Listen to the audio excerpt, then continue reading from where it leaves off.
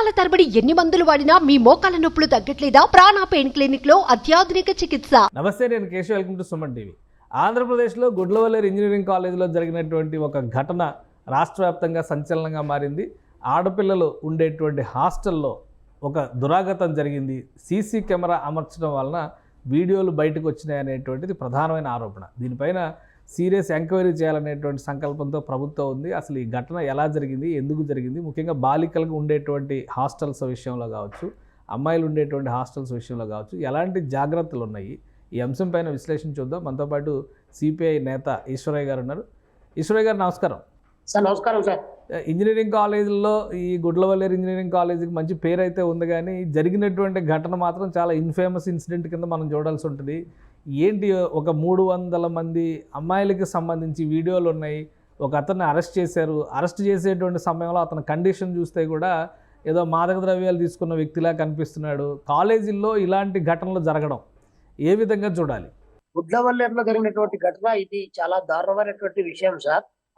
ఎందుకంటే 300 మంది విద్యార్థులు అర్ధరాత్రి 12 గంటల తర్వాత వచ్చి వీ వాంట్ జస్టిస్ అనేటువంటి నినాదాలతో తెల్లవారుదులు ఆందోళన చేశారు. అక్కడ ఏమీ జరగలేదని ఎస్పీ గారు సింపుల్ గా స్టేట్మెంట్ ఇచ్చేసినటువంటి పద్ధతుల్లో ఒకటి బయటికి వార్తలు వస్తా ఉన్నాయి. ఇది ఏమాత్రం కూడా కరెక్ట్ కాదు. పైగా ఇంజనీరింగ్ కాలేజీల్లో కానీ, మెడికల్ కాలేజీల్లో కానీ వరుసగా ఇటీవల చాలా ఘటనలు జరుగుతూ ఉన్నాయి.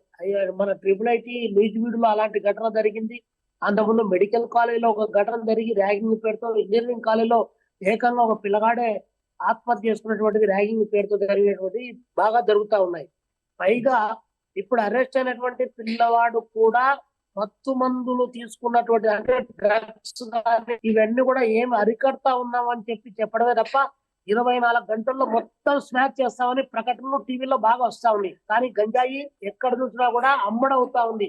ప్రధానంగా గంజాయి కేంద్రాలు అన్నటువంటి విద్యార్థులను మెడికల్, ఇంజనీరింగ్ అవి దాటి వచ్చేసి ఈరోజు చిన్న చిన్న ఇంటర్మీడియట్ కాలేజీలను కూడా వేదికగా చేసుకొని, కొన్ని వాస్ట్ కల్చర్ ఉన్నటువంటి స్కూల్స్ ను కూడా వేదికగా చేసుకొని అమ్మకానికి పెట్టారు. కాబట్టి మత్తులో ఉన్నటువంటి వాడికి కళ్ళు మిల్లు ఏమాత్రం కూడా కనిపించవు. సమాజము బాధ్యత, ఈ సొసైటీ పట్ల రెస్పాన్సిబిలిటీ అలాంటి ఏమీ కనిపించవు. కాబట్టి ఇలాంటి ఘటనలు అన్నటువంటి కోకోలుగా జరుగుతా ఉన్నాయి. ఇది గుడ్లవల్లేరు ఈ రోజు బయటకు వచ్చింది అంతే. బయటికి రాకుండా ఇంజనీరింగ్ కాలేజీల్లో సఫర్ అవుతున్నటువంటి వాళ్ళు, మెడికల్ కాలేజీల్లో సఫర్ అవుతున్నటువంటి వాళ్ళు చాలా మంది ఉన్నారు. అసలు మెడికల్ కాలేజీలో ఉన్నటువంటి యాజమాన్యాలే అమ్మాయిల పట్ల చాలా దారుణంగా వ్యవహరిస్తున్నటువంటి కళాశాలలు కూడా మా దృష్టిలో 1, 2, 3 కళాశాలలు కూడా ఉన్నాయి. కాకపోతే వారు అమ్మాయిలు కాబట్టి బయటికి రాలేరు, కాబట్టి వాళ్ళ ఇష్టారాజ్యంగా జరుగుతున్నటువంటి ఘటనలు, ఘోరమైన ఘటనలు జరుగుతున్నాయి. దీనిపైన నియంత్రణ అన్నటువంటిది ఏదో చట్టంలో ఎస్పీ గారు కేసు పెట్టడం ద్వారా నియంత్రణ జరిగేటువంటిది కాదు. అసలు వ్యవస్థాగతమైనటువంటి అంశాల్లోనే అసలు ఇది జరగకుండా ఉండడానికి సొసైటీని ఎడ్యుకేట్ చేసేటువంటి, విద్యార్థులను ఎడ్యుకేట్ చేసేటువంటి కార్యక్రమం రావాలి. సరే, ఒక అమ్మాయే ఇందులో కావాలని చెప్పేసి హిడెన్ కెమెరా విరిచి వాళ్ళందరినీ అందులో ఇన్వాల్వ్ చేసలేదు. కానీ ఆ అమ్మాయిని ఏం బెదిరించారో, ఆ అమ్మాయిని ఏ విధంగా తీర్చారో, కాబట్టి ఇవన్నీ విచారణ చేయకుండా పైన స్టేట్మెంట్ కి ప్రభుత్వానికి చెడ్డ పేరు వస్తుంది. కాబట్టి మేము ఇమీడియట్ గా యాక్షన్ లేకపోయినాం అనేటువంటి ఈ కాకేమ్మ మాటలన్నీ పక్కన పెట్టి వాస్తవ ఘటనలు వెలికి తీసి రాష్ట్ర వ్యాప్తంగా అమ్మాయిలకు రక్షణ కల్పించేటువంటి ఒక విజిలెన్స్ ఫోర్స్ ను ఏర్పాటు చేయాల్సిన. ఒకటి, గతంలో విద్యార్థి సంఘాలు చాలా యాక్టివ్గా ఉండేవి. ఆ సందర్భంలో ఇలాంటి ఇన్సిడెంట్స్ వచ్చినప్పుడు దానికి తగ్గట్టుగా రియాక్షన్ కూడా వచ్చేది, ఒక భయం కూడా ఉండేది. ఇప్పుడు యూనివర్సిటీల్లో సరైనటువంటి విజిలెన్స్ కానీ, కాలేజీల్లో కానీ, పిల్లలు ప్రవర్తిస్తున్నటువంటి తీరులో కానీ, అసలు ఇప్పుడు అతను హాస్టల్ రూమ్లో మద్యం సేవించో, గంజాయి సేవించో అలా దొర్లుతా కనిపిస్తే ఆ వీడియో, అసలు దానిపైన ప్రాపర్ విజిలెన్స్ ఉందా? ఆ పిల్లల ఆరోగ్య స్థితి పైన కానీ, వాళ్ళు ఎవరితో ఉంటున్నారు, ఎవరితో తిరుగుతున్నారు అనేటువంటి అంశాలపైన ఫోకస్ పెట్టేటువంటి యంత్రాంగం కానీ, ప్రత్యేకమైనటువంటి పర్యవేక్షణ కానీ ఏమైనా ఉందా? ఉంటే ఇలాంటి సంఘటనలు ఎందుకు జరుగుతున్నాయి? అసలు కాలేజీల్లో ప్రొటెక్షన్ కమిటీలు అనేటువంటి కొన్ని కాలేజీల్లో ఉన్నప్పటికీ అవి కేవలం నామమాత్రంగా మాత్రమే ఉన్నాయి తప్ప వేరొకటి లేదు. రెండోది, కార్పొరేట్ కల్చర్ విపరీతంగా కాలేజీల్లోకి పెరిగిపోయిన తర్వాత విద్యార్థి సంఘాలను అనుమతించకపోవడం కూడా ఈ దారుణానికి ప్రధానమైన కారణం. ఎందుకంటే ప్రశ్నించేటువంటి తత్వం విద్యార్థుల్లో ఉంటుంది. ఆ ప్రశ్నతో పాటు బాధ్యతగా మెలగాల్సినటువంటి బాధ్యత కూడా విద్యార్థులు ఉంటుంది. కానీ దాన్నే కంప్లీట్ గా ఈరోజు దాన్ని బంద్ చేసేటువంటి పద్ధతిలో ప్రభుత్వాలు వ్యవహరించాయి. ఈ రోజు ఇంకొక విధంగా చెప్పాలంటే సినిమా కల్చర్ ఏదైతే ఉందో, సినిమాల్లో హీరోయిజం అనగానే ఒక చేతిలో బీర్ బాటిల్ ఉండాలి, ఇంకో చేతిలో సిగరెట్ ఉండాలి, పంచె పైకి ఎగ్గట్టాలి, అమ్మాయి జుట్టు చేతిలో ఉండాలి అనేటువంటి ఒక దారుణమైనటువంటి ఇలాంటి పనికిమాలిన కల్చర్ ను పోషించడం ద్వారా కూడా అది విద్యార్థుల్లో తీవ్రమైనటువంటి ప్రభావం పడుతుంది. శిక్షలు ఎక్కడ కూడా పడడం లేదు. టాప్ టు బాటం మీరు ఢిల్లీలో జరిగినటువంటి నిర్భయ ఘటన దగ్గర నుంచి ఇప్పటి వరకు మనం చూస్తే అన్ని చట్టాలే, అన్ని వాగ్దానాలే, ఇంతవరకు ఎక్కడ పూర్తి స్థాయిలో జరగలే. నిన్న లేక మొన్న కలకత్తాలో ఒక డాక్టర్ పైనే అఘాయిత్యం చేశారు. వాళ్ళు పెద్ద పెద్ద వాళ్ళు ఉన్నారు కాబట్టి ఎవరినో ఒక అనామకుని అందులో ఇరికిచ్చేసి బయటపడతా ఉన్నారు. కాబట్టి ఇవన్నీ ఏం చేసినా కూడా ఎవరు ఏం పట్టించుకునేటువంటి పరిస్థితి లేరు.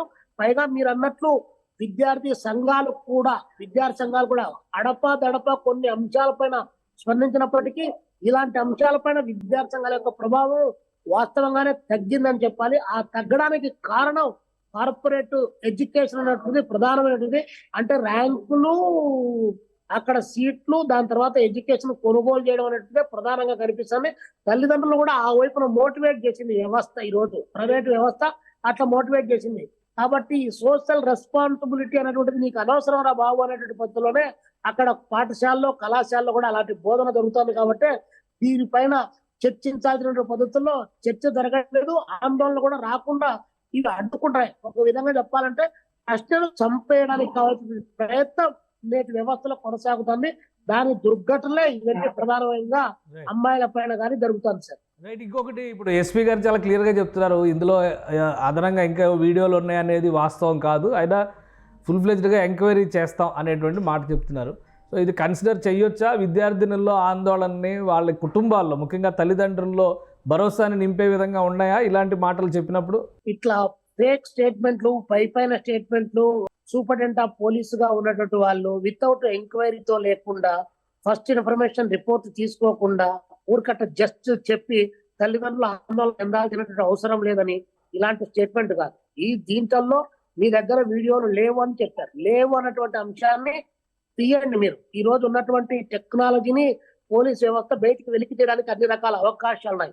అది తీసి పెట్టి తల్లిదండ్రులకు విశ్వాసం కలిగించాలి తప్ప ఊరిక జస్ట్ జరిగిన వెంటనే ఇది జరగలేదు, దీని అంతటికి 300 మంది అమ్మాయిలు బయటకు వచ్చి, ఒక అమ్మాయి అంటే వచ్చింది, ఇంకో 2 అమ్మాయిలు అంటే వచ్చారు, పోనీ అమ్మాయిలు 2-3 ఆకతాయిలు ఉన్నారు అని అనుకున్నాం. ఉన్నారని నేను చెప్పను కానీ ఉన్నారని అనుకున్నాం. కానీ 300 మంది ఆకతాయిలు ఎంతమంటే వస్తారా అండి?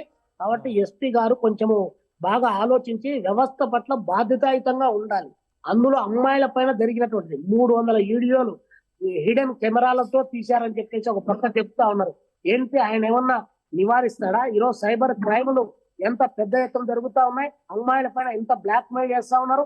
కొంతమంది పరువు కోసం, కొంతమంది చదువు కోసం, మరి కొంతమంది మనం బయటికి పోయినా కూడా ఇది మనం చెడిపోయినామంటే వేరే పద్ధతిలో బతకలేమనేటువంటి ఒక భావజాలాన్ని వ్యాప్తి చేసి ఈరోజు అమ్మాయిలను కూడా దారుణంగా హింసించేటువంటి పద్ధతిలో కొనసాగుతా ఉంటే ఒక ఎస్పీ స్థాయిలో ఉన్నటువంటి అధికారి గారు అలా మాట్లాడడం ఏమాత్రం కూడా కరెక్ట్ కాదు. మేము సమర్థించడం లేదు. ఇంజనీరింగ్ కాలేజీల్లో, మెడికల్ కాలేజీల్లో, దట్టు ప్రైవేట్ కాలేజీల్లో, దట్టు కార్పొరేట్ కల్చర్ ను పెంచి పోషిస్తున్నటువంటి కాలేజీలో ఖచ్చితంగా హెరాయిన్, కొకాయిన్, గంజాయి ఇలాంటి మత్తు మందుకు బానిసలు చేస్తా ఉన్నారు. అది టార్గెట్ గా చేసుకొని మొత్తం దీని స్కెట్ను కూడా నడిపించేటువంటిది కూడా ఉంది. ఒకవైపున ఇంతకుముందు గతంలో ఉన్నటువంటి పవన్ కళ్యాణ్ గారు చెప్పారు, 30,000 మంది మహిళలు ఈ రాష్ట్రం నుంచి వెళ్ళిపోయారు, ఎక్కడికి పోయారో తెలియదని చెప్పారు. మీరేమన్నా వెలికి తీశారా? ఈ 3 నెలల కాలంలో ఏమన్నా బయటకు వచ్చిందా? కాబట్టి ఇట్లాంటి మాటలన్నీ కాదు, కరెక్ట్ గా ఎంక్వైరీ చేయండి, వాస్తవాలు జనానికి చెప్పండి, తల్లిదండ్రులకు విశ్వాసం కలిగించండి. కాలేజీలో అంటే విద్యాలయాలు, ఆ విద్యాలయాల్లో ఉండాల్సినటువంటి బుద్ధిని నేర్పించండి. మీరు ఇష్టారాజ్యం, మీరే పనికిమాల బట్టలు వేసుకొని బట్టలు లేకుండా డాన్స్ వేసేటువంటి సినిమాలు ఇచ్చారు. దానికి పోయి మీరే మంత్రులు, ముఖ్యమంత్రులు పోయి పేపర్ ఆడిపోయి రిబ్బన్ కటింగ్ చేస్తారు. మళ్ళీ మీరు వ్యవస్థ బాగుండాలనేటువంటి తప్పుడు సంకేతాలు ఇస్తారు. ఇది ఏమన్నా సాధ్యమా? అంటే భిన్న స్వరాలు వినిపించే పద్ధతిలో వ్యవహరిస్తా ఉన్నారు సార్. దాని ప్రభావం, ఆ కల్చర్, ఆ విషయ సంస్కృతి నేడు విద్యాలయాల్లోకి ప్రాకింది. లాస్ట్ చివరికి మనం నట్టింటకి వచ్చి బట్టలు లేకుండా నాట్యం చేస్తాను. దాని ప్రభావమే ఇదంతా. ఆ దుష్ఫలితమే ఈరోజు 300 మంది అమ్మాయిలు వీడియోలు తీయడం. రైట్. థ్యాంక్ యూ ఈశ్వరయ్య గారు, మీ అభిప్రాయాలు తెలియజేసినందుకు. ఇది గుడ్లవల్లేరు ఇంజనీరింగ్ కాలేజ్లో జరిగినటువంటి ఘటన పైన సీరియస్ ఇన్వెస్టిగేషన్ జరగాలన్నారు. ఎస్పీ గారు వేక్ స్టేట్మెంట్ ఇవ్వడం కంటే కూడా థరో ఇన్వెస్టిగేషన్ తర్వాత క్లారిటీ ఇస్తే తల్లిదండ్రులకి భరోసా ఇచ్చినటువంటి పరిస్థితి. మరీ ముఖ్యంగా డ్రగ్స్ విషయంలో అనేక విద్యా సంస్థలు చాలా విపరీతమైనటువంటి ధోరణిని ఎదుర్కొంటున్నాయి. విద్యార్థులు వాటికి బలవుతున్నటువంటి పరిస్థితి ఇప్పటికీ ఉంది. దీనిపైన ప్రభుత్వం కఠినంగా వ్యవహరించాల్సిన అవసరం ఉందని ఈశ్వరయ్య విజ్ఞప్తి చేస్తున్నారు. ఇది స్పెషల్ డిస్కషన్. Keep watching.